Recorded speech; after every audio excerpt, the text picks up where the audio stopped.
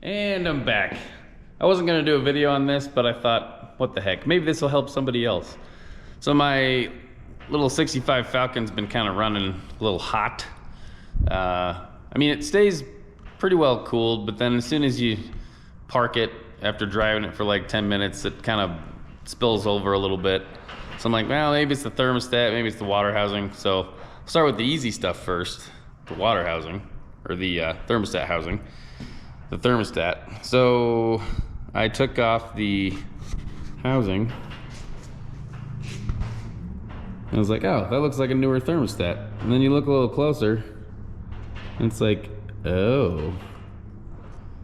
See how it's not centered in the bore of the housing? I pulled this straight off there, and well, now it's loose, but it was stuck like that. So water was getting past, but more importantly, it was not, there's no way it could have been sealing, because this is supposed to be flush against the block with the gasket. So it was like sitting on the edge like that. So, you know, make sure your thermostats are centered in the housing before you glue them and bolt them up. So we'll do this first and see what that does. Got this all cleaned up. It's still in pretty good shape. It's like cast aluminum, I think. Anyway, here's another view of this thermostat. Obviously the gasket's ripped now, but you can kind of see like there's no space at the bottom of the gasket between that and the outer circumference of the thermostat. And then there's the gap at the top. So anyway, I might as well get a new one of these. I mean, this one is made in the USA, which means it's #1. Anyway, get a new gasket, throw it back on there, fill it back up with water, and see how it acts. So I went with the 180 degree thermostat. It had a 160 in it. So got that all cleaned up, and now it's sitting in the recess like it should. So put a gasket on here and throw it on the car. All right, I got it bolted on. I can see how that could happen with the thermostat sliding down, because, you know, you gotta have to slide it in between the pulley and the block, and you know, it just wants to slide out of there with gravity. So I put a little goop on there to kind of tack it in place, and I was able to gently install it. So hopefully that fixes my little boiling over issue. It's not much, but I put a little higher thermostat, maybe that'll help. So go from there. So I replaced the radiator cap along with the thermostat. It's still running a little hot.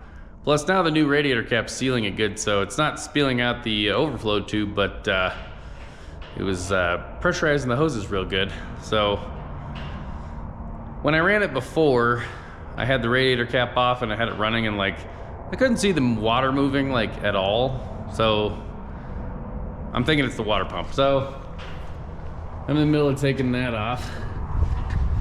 Got the fan off, and then I'm gonna paint this while I'm pulling off the old one and cleaning up the surfaces. So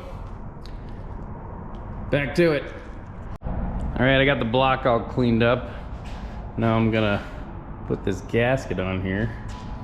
I use the fan to hold the pump up. Works pretty good. I'm gonna put a little of this on the gasket just to tack it on there so it doesn't move around, and throw it on the car.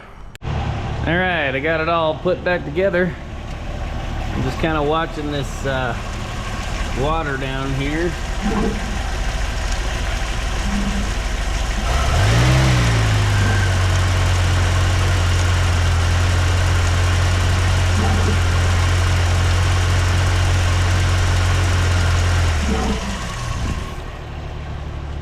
So I'm just trying to get all the air out of the block, but the water's moving now, which is good because it didn't move before.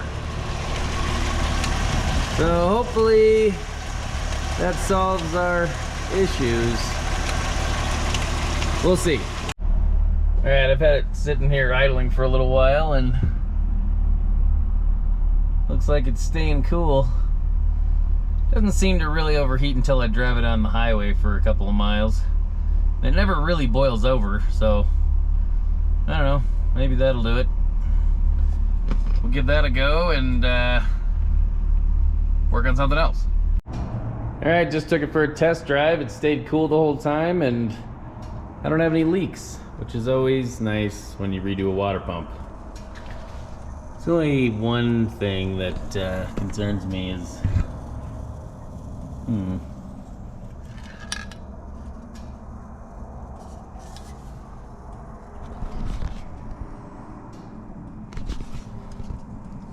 guess that's the wrong Ford Blue. Oh well, now the next owner will know that I replaced the water pump. Here's the next thing, Thundermingo. Enjoy, high quality. So I picked up a Amazon carburetor, so I might regret this. It sure is shiny. So the choke's broken on my carb. So I figured, you know, let's just replace the whole carb. I don't think I'm getting a strong accelerator squirt. It's my favorite word. So I'm gonna throw this bad boy on there and see what happens. Well, it immediately fired up. Seems to be idling fine. But I won't know that until I put it in gear and it goes clunk. So I might have to adjust the idle, but it actually seems fine. The only thing I need to fix is the fitting here. And then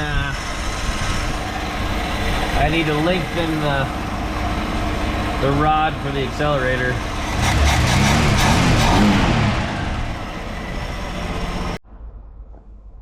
Here's the old carb. It's a Carter YF. And I was under the impression that these cars came with a Autolite 1100. The throttle linkage looks a little janky, so somebody might have already converted this to a Carter YF, which is fine. So yeah, like I was saying, I just need to get a longer rod for this, don't we all? And hook up my vacuum for my thing there. I gotta get the right fitting. This also doesn't look stock, but it works, so if it's not broke, I'm not gonna fix it. It's only been off for a couple of minutes, but I thought I'd just see if it'll start without pumping it. Oh yeah. Idle smoother. Yep. That was the best $67 I've ever spent. Every once in a while, I am justified in my hoarding because I found this.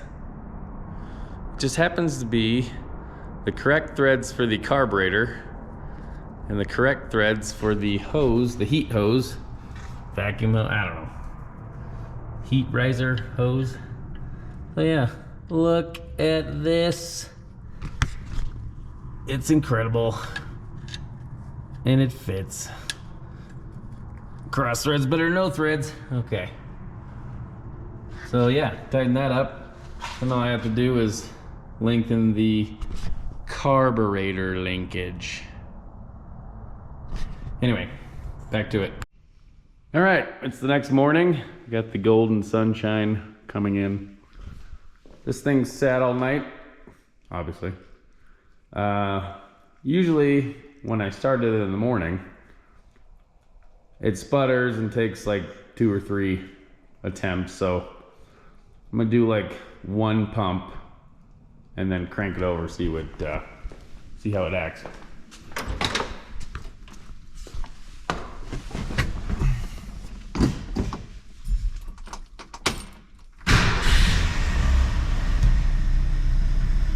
Like a kitten. That's honestly the best it's ever started, so I'm excited about that. Feel a little better about cruising it around now.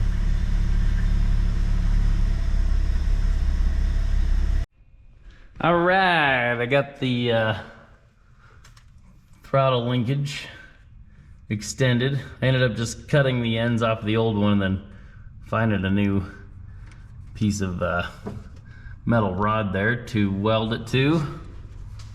It's running surprisingly well. Mostly starting way better. It runs about the same.